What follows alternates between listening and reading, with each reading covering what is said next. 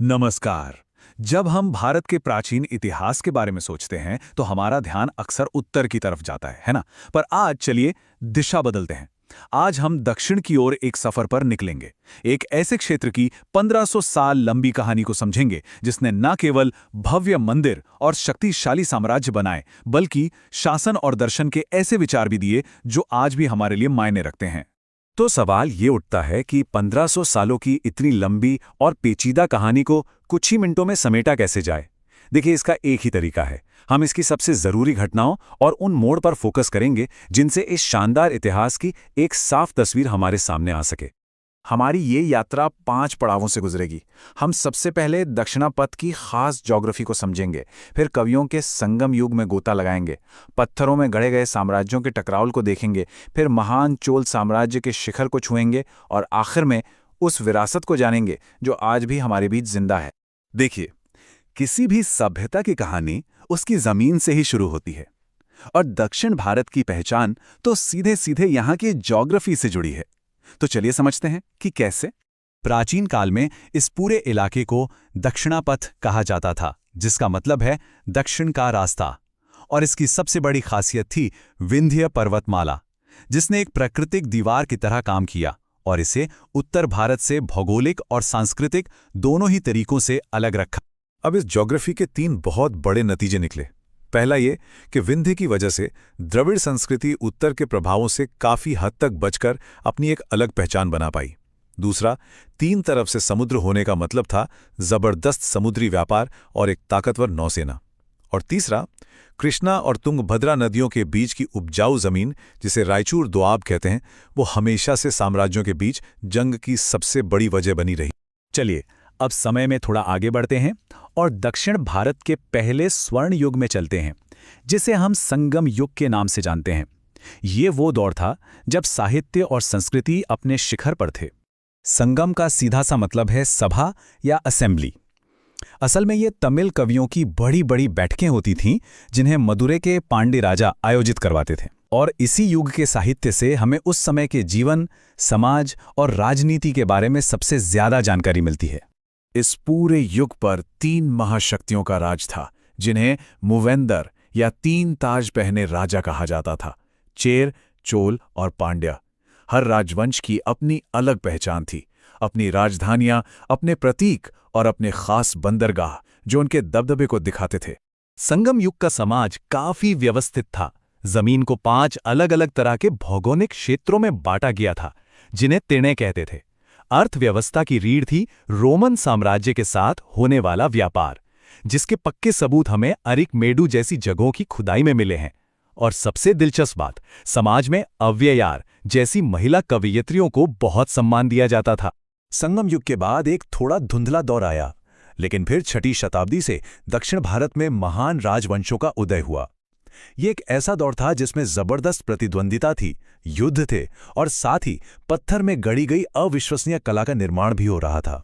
इस युग की कहानी असल में 2 महाशक्तियों के टकराव की कहानी है। दक्षिण में कांची के पल्लव और दक्कन के पठार पर बादामी के चालुक्य। दोनों ही कला के बड़े संरक्षक थे, लेकिन उनकी राजनीतिक महत्वाकांक्षाएं इतनी ज्यादा थीं कि वो सदियों तक एक दूसरे से लड़ते रहे। चालुक्य राजा पुलकेशन द्वितीय इतने ताकतवर थे कि उन्होंने उत्तर भारत के महान सम्राट हर्षवर्धन को भी नर्मदा नदी के किनारे हरा दिया था। ऐहोल का ये शिलालेख उसी जीत का जश्न मनाता है और कहता है कि पुलकेशन के सामने हर्ष का हर्ष, यानी हर्षवर्धन की सारी खुशी और ताकत हवा हो गई। लेकिन जैसा कि इतिहास में होता है, सत्ता का खेल हमेशा बदलता रहता है। पुलकेशन द्वितीय की ये शानदार जीत ज्यादा दिन तक नहीं टिक सकी। उन्हें उनके सबसे बड़े दुश्मन एक पल्लव राजा ने ही हराया, और वो राजा थे नरसिंह वर्मन प्रथम। उन्होंने न सिर्फ पुलकेशन को हराया, बल्कि उनकी राजधानी वातापी पर भी कब्जा कर लिया और वातापी कोंडा यानी वातापी का विजेता का खिताब हासिल किया। ये उस जमाने की एक बहुत बड़ी जीत थी। चालुक्यों के बाद मैदान में उतरे राष्ट्रकूट, और उन्होंने कुछ ऐसा बनाया जिसे आज भी इंजीनियरिंग का चमत्कार माना जाता है, एलोरा का कैलाश मंदिर। जरा सोचिए, ये मंदिर ईंट पत्थर जोड़कर नहीं बनाया गया, बल्कि एक ही विशाल चट्टान को ऊपर से नीचे की ओर तराश कर बनाया गया है। एक अजूबा। अब हम उस साम्राज्य की तरफ बढ़ते हैं जिसे दक्षिण भारतीय सभ्यता का शिखर माना जाता है, महान चोल साम्राज्य। ये वो वक्त था जब दक्षिण भारत की ताकत और संस्कृति अपने चरम पर पहुंच गई थी। चोल शक्ति के दो सबसे बड़े प्रतीक थे, दो महान सम्राट। पहले राजराज प्रथम, जिन्होंने श्रीलंका और मालदीव पर जीत हासिल की और तंजौर का विशाल बृहदेश्वर मंदिर बनवाया। फिर आए उनके बेटे राजेंद्र प्रथम, जो उनसे भी ज्यादा महत्वाकांक्षी निकले। उनकी सेना उत्तर में गंगा नदी तक पहुंच गई और उनकी नौसेना ने दक्षिण पूर्व एशिया तक में अपना परचम लहरा दिया। चोलों की ताकत सिर्फ उनकी सेना में नहीं थी, बल्कि उनके बेहतरीन प्रशासन में भी थी। उनका विशाल साम्राज्य एक बहुत ही व्यवस्थित स्ट्रक्चर में बटा था। सबसे ऊपर होते थे मंडलम यानी प्रांत, और सबसे निचले स्तर पर कुर्रम यानी गांवों का समूह। चोल प्रशासन की शायद सबसे हैरान करने वाली बात थी उनकी स्थानीय स्वशासन की व्यवस्था। उत्तर मेरूर के एक शिलालेख से हमें कुडवोलाई नाम के एक अद्भुत सिस्टम का पता चलता है। ये एक तरह की लोकतांत्रिक चुनाव प्रक्रिया थी, जिसमें गांव की समितियों के सदस्य ताड़ के पत्तों पर लिखे नामों की लॉटरी निकालकर चुने जाते। चोल कला अपने शिखर पर पहुंची कांस्य की मूर्तियों में, और इसका सबसे बेहतरीन उदाहरण है नटराज की प्रतिमा। भगवान शिव के ब्रह्मांडीय नृत्य को दिखाती ये एक अकेली मूर्ति आज पूरी दुनिया में भारतीय कला की एक पहचान बन चुकी है। तो सवाल ये है कि इन महान साम्राज्यों का आज क्या महत्व है? उनकी विरासत आज भी हमारे बीच कैसे जिंदा है? चलिए देखते हैं। ये जमीन सिर्फ साम्राज्यों की नहीं, बल्कि महान विचारों की भी जन्मभूमि रही। ईश्वर से सीधे प्रेम और भक्ति का जो भक्ति आंदोलन था, वो यहीं से शुरू होकर पूरे भारत में फैला। और इतना ही नहीं, भारत के 3 सबसे महान दार्शनिक शंकराचार्य, रामानुजाचार्य और माधवाचार्य भी यहीं से थे, जिनके विचार आज भी करोड़ों लोगों को प्रेरित करते हैं।